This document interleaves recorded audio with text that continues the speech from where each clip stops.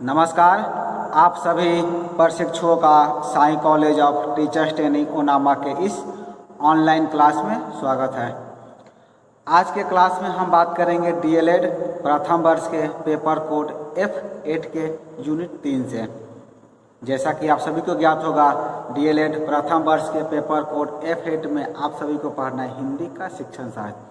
और हिंदी के शिक्षण शास्त्र के अंतर्गत हम पिछले वीडियो में यानी कि आपके यूनिट 3 में जान रहे थे सुनने की क्षमता के बारे में, जिसमें हमने जाना था कि सुनने को प्रभावित करने वाले कारक, यानी सुनने की क्षमता के अंतर्गत हम पिछले वीडियो में बात किए थे कि सुनने को प्रभावित करने वाले वो कारक कौन कौन से होते हैं। और आज हम बात करेंगे सुनने के बाधाओं को दूर करने के उपाय के बारे में, यानी आप हेडिंग देंगे श्रवण बाधाओं का निराकरण। आज का आपका टॉपिक है श्रवण बाधाओं का निराकरण। हमने पिछले वीडियो में कारक के बारे में जाना था और आज के वीडियो में हम जानेंगे जो बाधाएं हैं, जो समस्याएं हैं, उसे कैसे हम दूर कर सकते हैं। तो आप सभी ने हेडिंग दे दिया होगा, आप लिखेंगे श्रवण बाधाओं का निराकरण। निराकरण कैसे करेंगे ये आपको हेडिंग देना है।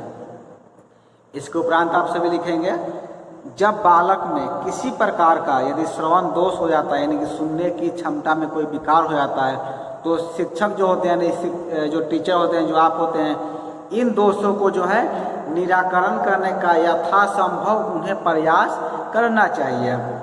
नहीं, आप सभी लिखेंगे कि यदि आपके छात्रों को, आपके बच्चों को, किसी को भी यदि सुनने की क्षमता में यदि कोई विकार होता है, कोई समस्या होती है, तो जहाँ तक हो सके, जहाँ तक संभव हो, उसे दूर करने का आपको प्रयास करना चाहिए। तो जैसे कि आपको याद होगा, हमने पिछले वीडियो में बहुत सारे कारण बताए थे जिससे कि सुनने की क्षमता में विकार उत्पन्न होता है या समस्या आती है। तो आज उसका हम निराकरण करेंगे। तो निराकरण में क्या करेंगे, आप पहले में लिखेंगे नंबर 1 में पहला क्या हो सकता है, पहला वो निराकरण उपाय क्या हो सकता है। तो पहला में आप लिखेंगे शांत वातावरण की व्यवस्था। आप क्या कर सकते हैं वहाँ पर, पहला में आप लिखेंगे शांत वातावरण की व्यवस्था।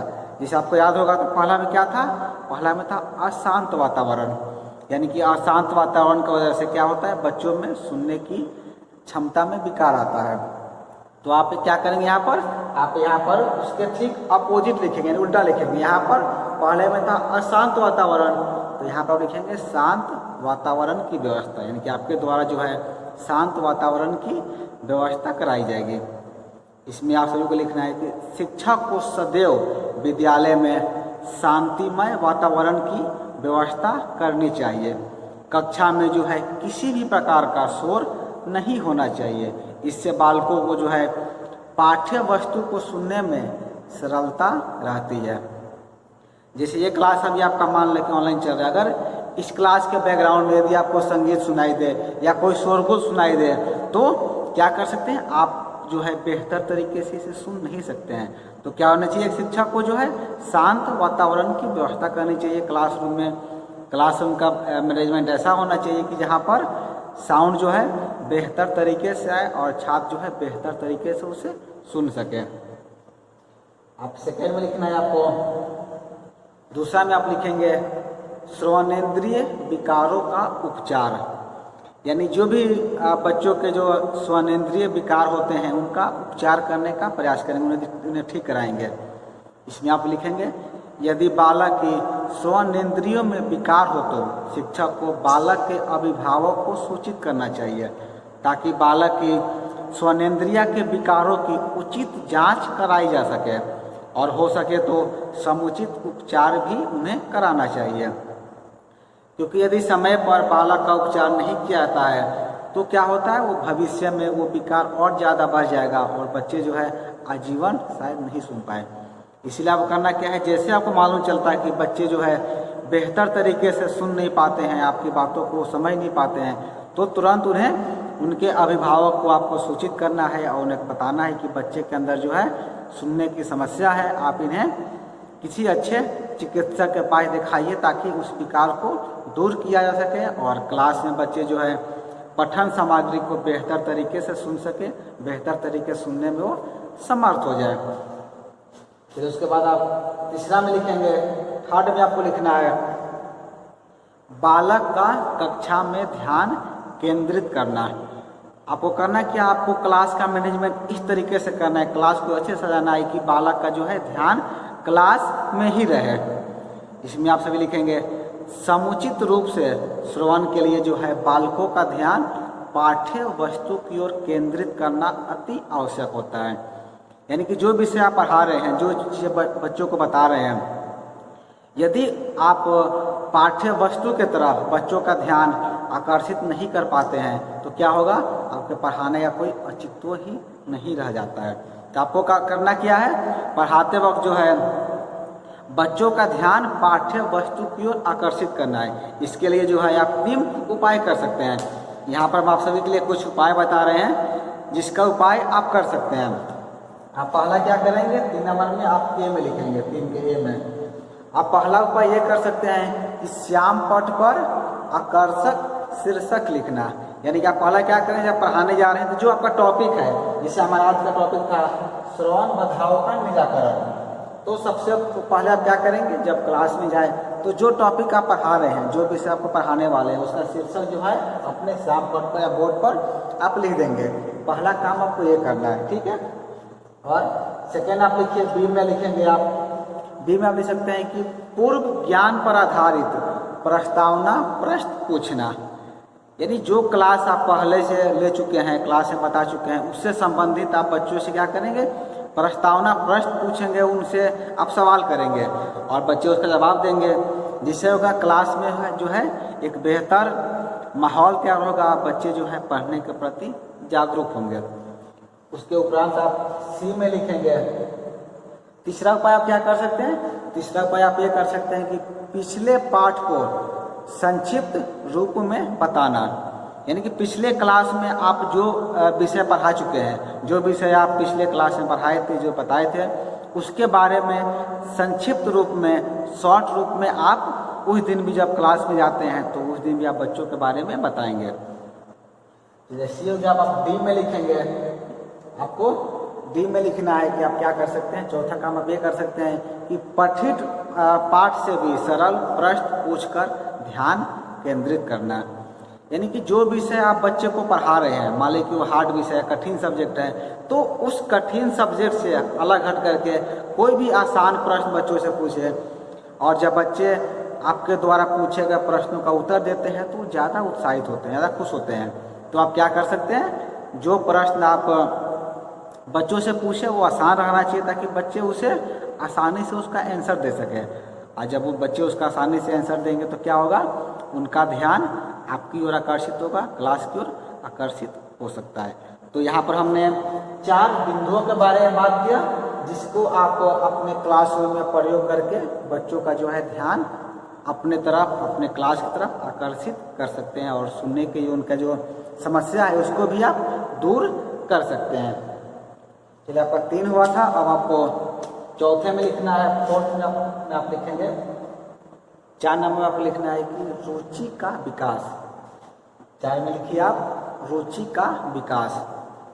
इसमें आप सभी लिखेंगे कि किसी भी विषय वस्तु को पढ़ाने के लिए शिक्षक को उस विषय की पूर्व सामग्री पुनः देकर बालक को जो है नई विषय वस्तु को जानने के लिए उत्सुकता जागृत कर रुचि उत्पन्न करनी चाहिए। इससे बालक का विषय वस्तु पर ध्यान केंद्रित रहेगा तथा श्रवण का भी उन्हें पूर्ण प्रयास रहेगा। यानी कि आप क्या कर सकते हैं, रुचि का उनके अंदर विकास करेंगे, उनके अंदर इंटरेस्ट जगाएंगे ताकि जो विषय वस्तु बच्चे पढ़ा रहे हैं वो बेहतर तरीके से उसे बता सके, बेहतर तरीके से समझा सके। तो आपको करना क्या है, फोर्थ पॉइंट आप लिखेंगे, उनके अंदर एक रुचि का विकास करना है, उनके अंदर एक इंटरेस्ट जगाना है ताकि वो बेहतर तरीके से आपके द्वारा पढ़ाई जा रही प्रत्येक विषय वस्तु को बेहतर तरीके से सुन सके, बेहतर तरीके से बता सके। चौथा हो गया, अब आप लिखेंगे नंबर 5 में, 5वां में आपको लिखना है क्लिष्ट पाठ्य वस्तु को सरस बनाना। क्लिष्ट यानी का क्लिष्ट का अर्थ है कठिन, ठीक है ना। तो जो क्लिष्ट पाठ्य वस्तु है, जो कठिन पाठ्य वस्तु है, उसको भी हमको क्या करना है, सरल बनाना है और रोचक बनाना है। इसमें आप लिखेंगे 5वें में क्लिष्ट पाठ्य वस्तु को रोचक एवं सरल बनाने के लिए विभिन्न प्रकार की प्रविधियों उक्तियों का प्रयोग आपको करना चाहिए। इसके लिए चार्ट या फिर श्रव्य दृश्य साधनों का भी इस्तेमाल आप कर सकते हैं।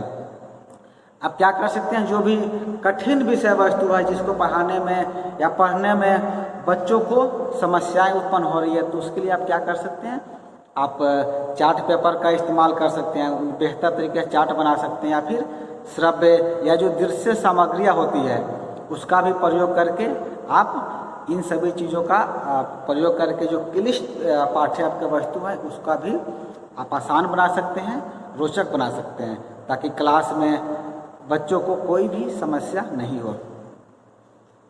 5वां आप लिखेंगे 6ठे नंबर पर, आपको 6 में आपको लिखना है। 6 में देंगे मौखिक कार्य को प्रोत्साहन। आपको 6ठा में लिखना है, 6ठे पॉइंट में मौखिक कार्य को प्रोत्साहन। इसमें लिखेंगे आप सभी हिंदी भाषा शिक्षण के लिए शिक्षक को जो है बालकों से अधिक मौखिक कार्य कराना चाहिए। मौखिक कार्य के लगातार अभ्यास से श्रवणेंद्रिय जो है सक्रिय रहती है तथा श्रवण दोष दूर होता है। बच्चे यदि मौखिक कार्य करेंगे, मौखिक कार्य करते हुए कि आप जो प्रश्न पूछ रहे हैं बच्चे उसे मौखिक में जवाब दे रहे हैं, फिर वो बच्चा यदि जवाब दे रहा है तो बाकी बच्चे भी उसे सुन रहे हैं, तो क्या होता है, बच्चे के अंदर बार बार बोलने से, मौखिक कार्य करने से भी श्रवण दोष जो होता है, जो सुनने की क्षमता का विकार होता है, उसका भी निवारण हो सकता है।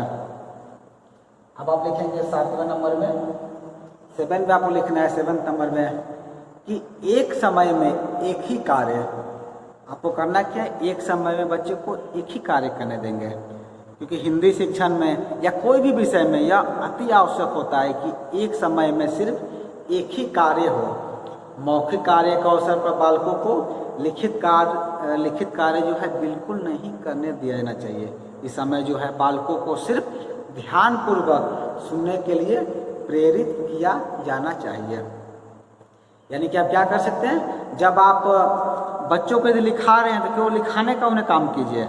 यदि आप बच्चों को समझा रहे हैं, कुछ बता रहे हैं, तो केवल आप उन्हें समझाइए और केवल बताइए। यानी कि एक समय में आपको एक ही कार्य करना है। जैसे ये वीडियो आप देख रहे हैं तो क्या करेंगे, पहले आप इस वीडियो को पूरा देखेंगे, समझेंगे, ये काम करेंगे। उसके उपरांत क्या करेंगे, फिर से वीडियो को सुनेंगे और इससे नोट्स बनाएंगे। यानी आप एक बार में एक ही काम करेंगे तो बेहतर तरीके से सब चीज़ों को समझ सकते हैं, बेहतर तरीके से जान सकते हैं। चलिए 7 हो गया। आप लिखेंगे 8वें नंबर में, 8वें बिंदु में आपको लिखना है, 8वें आप लिखेंगे कक्षा में स्वास्थ्य नियंत्रण। 8वें आपसे लिखेंगे कक्षा में स्वास्थ्य नियंत्रण। शिक्षक का कार्य ही होता है कि वह अपने छात्रों को जो है स्वास्थ्य नियंत्रण में रखे, वे भयभीत की स्थिति में ना रहे या शिक्षक को किसी प्रकार का दबाव अपने ऊपर ना समझे। शिक्षक बालकों से अपनी आत्मीयता स्थापित करे। इसके लिए शिक्षाविद जो है बालकृष्ण जोगी का मत है। बालकृष्ण जोगी कहते हैं कि तरुण छात्रों को स्वास्थ्य नियंत्रण में रखना शिक्षकों का एक नैतिक कर्तव्य है। यानी इसका अर्थ क्या हुआ, आपको जो है क्लासरूम में बच्चों को स्वास्थ्य नियंत्रण में रखना है। यानी कि उन्हें कभी ये नहीं लगना चाहिए कि आप उनके ऊपर दबाव बनाए हैं, उनके ऊपर प्रेशर डाल रहे हैं। आप उनके साथ एक मित्रवत व्यवहार रखें, बढ़िया से व्यवहार रखें, ताकि आप क्या कर सकते हैं, उन्हें बेहतर तरीके से पढ़ा सकते हैं। जैसे कि हमने बालकृष्ण जोगी जी का भी आपको एक मत सुनाया। उनका कहना है कि तरुण छात्रों को, छात्र क्या होते हैं, तरुण होते हैं, छोटे होते हैं, आपके संपूर्ण बालक होते हैं वो, तो तरुण छात्रों को जो है स्वास्थ्य नियंत्रण में रखना शिक्षकों का एक नैतिक कर्तव्य होता है। चलिए आप 8 लिख लिए। अब आप 9 नंबर लिखिए। 9 और इसका अंतिम बिंदु है, क्योंकि हम 9 बिंदुओं में इसको समझ रहे थे, तो 9 और अंतिम बिंदु आप लिखेंगे शिक्षकों द्वारा हिंदी भाषा शिक्षण में रुचि लेना। आपके जो शिक्षक हैं, आपके जो स्कूल में टीचर हैं, उनको क्या करना है, हिंदी भाषा में रुचि लेना होना चाहिए। यानी कि हिंदी भाषा जो है, हिंदी का शिक्षण शास्त्र में सभी को रुचि होनी चाहिए, इंटरेस्ट होना चाहिए। क्योंकि यदि जब तक आपको आपके विषय में रुचि नहीं होगा, इंटरेस्ट नहीं होगा, तब तक आप बेहतर तरीके से अपने विषय को नहीं पढ़ा सकते हैं, नहीं एक्सप्लेन कर सकते हैं। तो इसमें आपको 9 नंबर बिंदु में आप लिखेंगे, शिक्षकों को स्वयं हिंदी भाषा शिक्षण में रुचि लेना चाहिए। जो कार्य वे कर रहे हैं उससे बड़ी तन्मयता एवं रुचि के साथ करें। इससे पाठ में सजीवता आएगी और शिक्षण भी प्रभावशाली होगा। इसके फलस्वरूप छात्र भी ध्यानपूर्वक पाठ का श्रवण करेंगे और समझने में रुचि लेंगे। यानी कि जब तक आप बेहतर तरीके से बच्चों को नहीं पढ़ाएंगे, आप स्वयं अपने विषय में रुचि नहीं लेंगे, तब तक आपके पढ़ाने की शैली में, बताने की शैली में सजीवता नहीं आएगी और शिक्षण भी आपका प्रभावशाली नहीं होगा।